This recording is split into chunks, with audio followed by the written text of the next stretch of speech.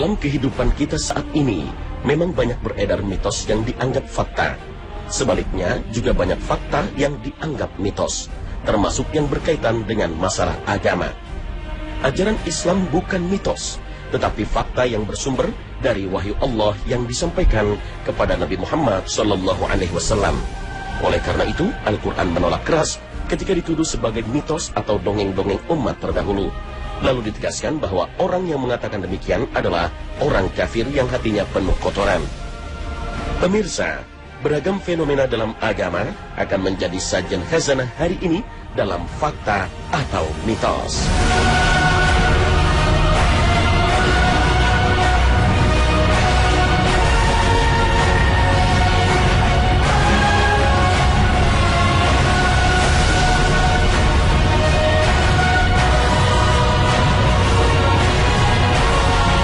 Assalamualaikum warahmatullahi wabarakatuh.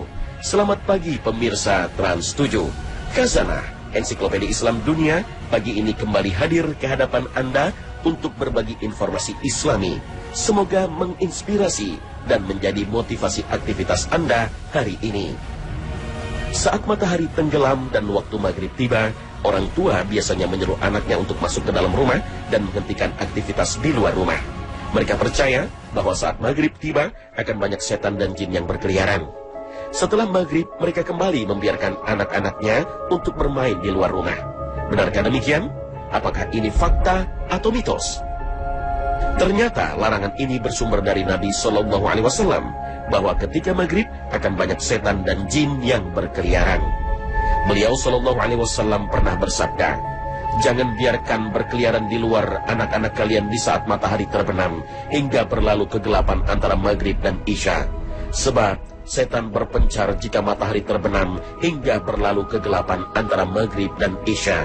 Hadis riwayat Muslim dari Jabir.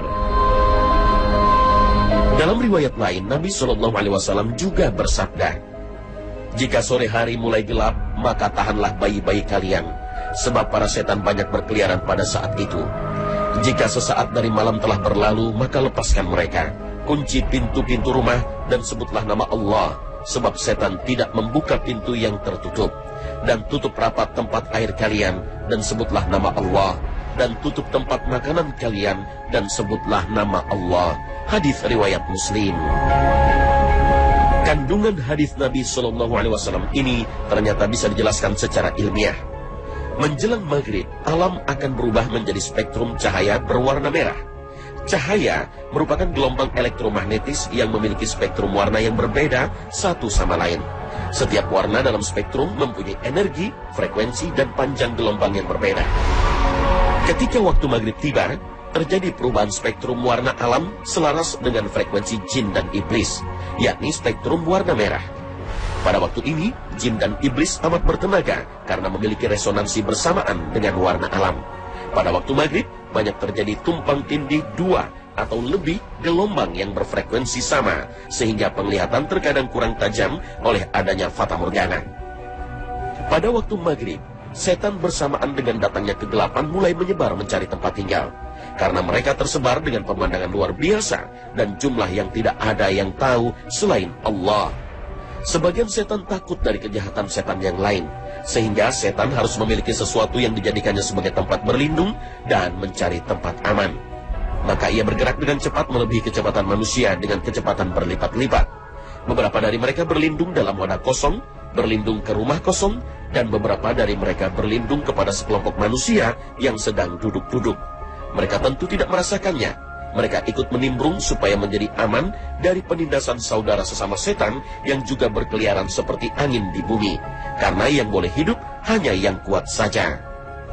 Kadangkala setan mengganggu anak kecil untuk dijadikan tempat berlindung. Selain itu, setan juga berlindung di tempat yang kotor seperti pada popok bayi yang sudah kotor. Mereka lebih memilih popok bayi karena najis sebagai tempat persembunyian, sehingga mendorong mereka untuk tinggal. Oleh karena itu, terkadang kita pernah menemukan ada anak yang tiba-tiba menjerit, dan ada juga yang menggelepar dalam tidurnya karena gangguan iblis yang merasukinya saat dijadikan tempat berlindung. Maka pada waktu maghrib kita dihimbau untuk menjauh dari hewan, seperti kucing, burung, dan mengurangi kecepatan saat mengemudi mobil, karena dikhawatirkan menabrak anjing atau hewan lain yang bisa jadi telah dirasuki setan. Pada waktu itu, kita juga dianjurkan agar tidak jalan-jalan di tempat sepi, atau duduk di tempat itu, atau melempar batu ke dalam kamar mandi, kebun, dan laut.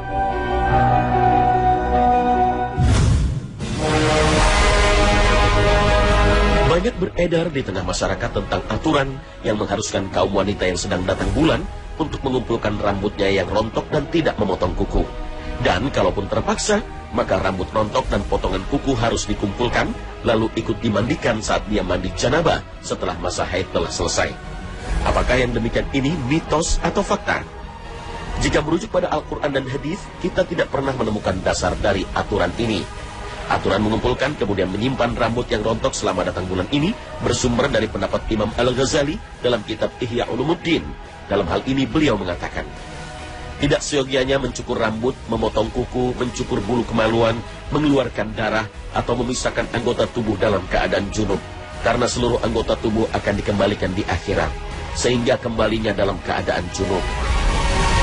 Konon setiap rambut akan menuntut seorang hamba karena janabahnya itu. Namun pendapat ini banyak ditentang oleh para ulama lain, termasuk oleh para ulama mazhab Syafi'i sendiri, seperti disebutkan dalam kitab Nihayat Al-Muhtaj. Sebenarnya, Imam Al-Ghazali sendiri tidak menyatakan larangan itu dengan redaksi tegas dan tidak menunjukkan keharamannya. Beliau menggunakan lafal la yanbaghi, yang artinya tidak semestinya, tidak seharusnya, atau tidak seyogyanya. Faktanya, baik Al-Quran maupun Sunnah Nabi SAW tidak pernah menyebutkan secara tegas larangan memotong kuku dan rambut bagi orang yang sedang junub, khususnya wanita yang haid. Islam adalah agama yang mudah. Mengumpulkan rambut yang rontok ketika haid adalah sesuatu yang sulit dilaksanakan, karena setiap harinya ada puluhan helai rambut yang rontok. Adapun alasan bahwa bagian tubuh yang terpotong saat junub kelak di hari kiamat akan dikembalikan dalam keadaan junub juga, sebenarnya itu alasan yang kurang tepat. Jumhur ulama menyatakan bahwa bagian tubuh yang dikembalikan adalah bagian-bagian tubuh lengkap seseorang saat matinya, dan bagian-bagian tubuh yang asli yang pernah terpotong sewaktu pemiliknya masih hidup, seperti kaki atau tangan yang terpotong. Bagian-bagian itulah yang akan dikembalikan secara sempurna pada hari kiamat. Adapun kuku atau rambut yang disunahkan untuk dipotong tidak termasuk bagian yang dikembalikan. Selain itu, tidak logis jika seluruh kuku dan rambut yang pernah tumbuh pada tubuh seseorang di dunia dikembalikan pada saat bangkitnya di hari kiamat.